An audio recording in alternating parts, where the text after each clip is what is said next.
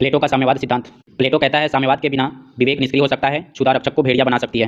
प्लेटो के साम्यवाद में दो तरह के साम्यवाद दिखते हैं। पहला साम्यवाद जो है संपत्ति विषयक साम्यवाद है। यह संपत्ति विषयक साम्यवाद है जो अभिभावक के लिए है। अभिभावक के अंतर्गत कौन आता है? शासक आता है और सैनिक वर्ग आता है।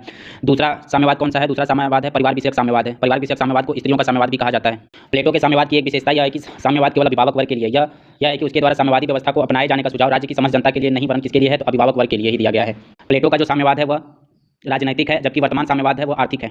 नेटलशिप कहता है कि प्लेटो का साम्यवाद जो है वह शिक्षा द्वारा उत्पन्न प्रवृत्तियों को प्रभावी और सबल बनाने का एक सहायक यंत्र है। साम्यवादी व्यवस्था का विचार प्लेटो का पूर्ण मौलिक विचार नहीं है। सिद्धांत रूप से साम्यवाद की धारणा प्लेटो के पूर्व प्रचलित थी। जैसे स्पार्टा में निजी संपत्ति की व्यवस्था थी, परंतु संपत्ति का उपभोग सामूहिक रूप से होता था। वहाँ के नागरिक सहभोज में भाग लेते थे और एथेंस में भी व्यक्तिगत संपत्ति पर राज्य का पर्याप्त नियंत्रण था। एथेंस में कुछ लोग प्राकृतिक जीवन के पक्ष में थे, जिसमें व्यक्ति कृत्रिम नियमों से स्वतंत्र होकर जीवन व्यतीत कर सके। पाइथागोरस के आश्रम में भी साम्यवादी व्यवस्था देखने को मिलती थी। वहाँ कहा करता है कि मित्रों के बीच सभी वस्तुएं साझा होनी चाहिए। कहाँ पे? पाइथागोरस के आश्रम। प्लूटो के ग्रंथ क्रीट में समस्त भूमि के जोतने बोने का प्रबंध राज्य के जिम्मे ही था। यूरोपाइड्स ने अपनी रचना प्रोटेसिलास में कहा है कि स्त्रियों के साम्यवाद का समर्थन करता है।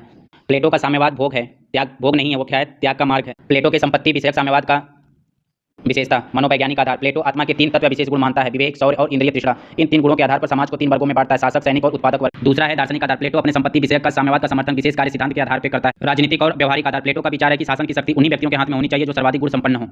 अरस्तु द्वारा प्लेटो के संपत्ति विषयक संवाद की आलोचना की गई थी। पहला, अरस्तु कहता है कि मानवीय प्रकृति की मूलभूत प्रवृत्तियों की अवहेलना करता है। दूसरा, प्लेटो का साम्यवाद उत्पादक वर्ग पर लागू नहीं किया गया है। तीसरा, इससे परोपकार और उदारता की श्रेष्ठ मानवीय संभावनाएं नष्ट हो जाएंगी। चौथा, प्लेटो राज्य की एकता बनाए रखने तथा उसे प्रगति की ओर बढ़ाने के लिए वैयक्तिक संपत्ति का अंत करना चाहता है, किंतु अरस्तु के अनुसार यह एकता उपयुक्त शिक्षा द्वारा या स्थापित हो सकती है, न कि साम्यवाद द्वारा। पांचवां में है कि अरस्तु को प्लेटो के साम्यवाद में अति दिखाई पड़ती है। छठवां, साम्यवाद जीवन के सामान्य अनुभव के विरुद्ध है। सातवां, अरस्तु के अनुसार प्लेटो का साम्यवाद आध्यात्मिक बुराइयों का भौतिक निदान है, जिसके परिणाम स्वरूप आशानुकूल नहीं हो सकते। आठवां, प्लेटो का साम्यवाद समाज की वेदी पर व्यक्ति का बलिदान कर देता है। पारिवारिक विषयक साम्यवाद या स्त्रियों का साम्यवाद। प्लेटो ने अभिभावक वर्ग के लिए निजी संपत्ति का निषेध करने के साथ साथ प्लेटो उन्हें निजी परिवार से भी वंचित कर देता है। प्लेटो ने संपत्ति के साम्यवाद की अपेक्षा परिवार विषयक साम्यवाद का अधिक विस्तार के साथ निरूपण किया है। प्लेटो ने सिद्धांत का स्वरूप करते हुए बतलाता है कि अभिभावक वर्ग के स्त्री या पुरुष में कोई भी अपना निजी परिवार नहीं बनाएगा, कोई भी किसी के साथ अस्थायी रूप से व्यक्तिगत रूप से सहवास नहीं करेगा। स्त्रियां सबकी समान रूप से पत्नियां होंगी, इनकी संतानें भी समान रूप से सबकी होंगी। न तो माता पिता अपनी संतान को जान सकेंगे और न संतान अपनी माता पिता को। प्लेटो ने परिवारक विषयक साम्यवाद और या स्त्रियों का साम्यवाद के पक्ष में निम्नलिखित युक्तियां दी है। पहला, अभिभावक वर्ग को पारिवारिक मोह से मुक्त करना है। दूसरा, राज्य में एकता स्थापित करने के लिए। तीसरा, नारियों की मुक्ति का समान अधिकार बनाने के लिए। चौथा, श्रेष्ठ संतति की प्राप्ति के लिए।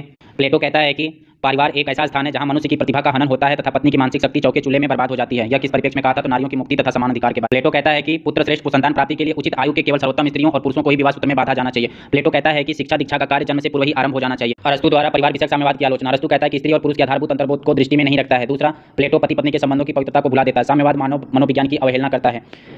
चौथा, अरस्तु इसी बात की दृष्टि में लिखता है कि प्लेटोवादी पुत्र होने की अपेक्षा तो निकट संबंधी होना कहीं अधिक उत्तम है। प्लेटो ने अपनी साम्यवादी व्यवस्था को पशु जगत के उदाहरणों से पुष्ट करने का प्रयत्न किया है। सातवां, प्लेटो के साम्यवाद में स्त्रियों को लेकर झगड़े निश्चित रूप से